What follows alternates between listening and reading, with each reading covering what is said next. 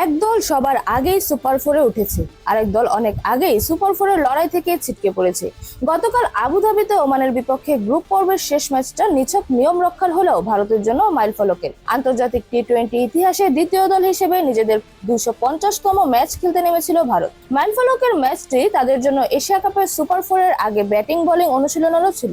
তা ব্যাটিং অনুশীলনটা ভারতের ভালোই হয়েছে, কিন্তু বোলিং অনুশীলন আবুধাবিতে লম্বা বাউন্ডারির জায়েদ ক্রিকেট স্টেডিয়ামের ব্যবহৃত পিচে টসে জিতে ব্যাটিং এ নেমে 20 ওভারে 8 উইকেটে 188 রান করেছে ভারত। কিন্তু বল হাতে ওমানকে অল আউট করতে পারেনি ভারতের বোলাররা। ভারতের কাছে 21 রানে হারা দলটি 20 ওভারে 4 উইকেট তুলেছে 167 রান।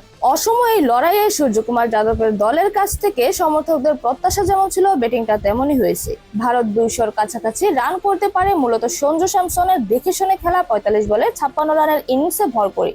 ইনিংসটিতে তিনি মেরেছেন 3টি করে 4 ও ছক্কা। 15 বলে 5টি 4 ও 2টি 6। ভারতের দ্বিতীয় সর্বোচ্চ 38 রান এসেছে ওপেনার অভিষেক শর্মার ব্যাট থেকে। তিলক বর্মা 18 বলে করেছেন 29 রান। অক্ষর প্যাটেল 13 বলে 26। ফিল্ডিং এ নেমে ভারত অধিনায়ক সূর্যকুমার তার অনিয়মিত বোলারদেরও একটু পরখ করে নিতে চেয়েছেন। সব মিলিয়ে তিনি 8 জন বোলার ব্যবহার করেন, এমনকি তিলক আর অভিষেককে দিয়েও বোলিং করিয়েছেন তিনি। কিন্তু অনিয়মিত বোলাররা উইকেট এনে দিতে পারেননি।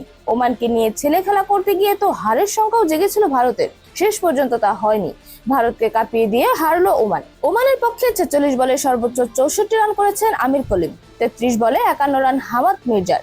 ভারতের পক্ষে একটি করে উইকেট নিয়েছেন কুলদীপ যাদব, অর্শদীপ সিং, হার্দিক পান্ডিয়া ও হর্ষিত রানা।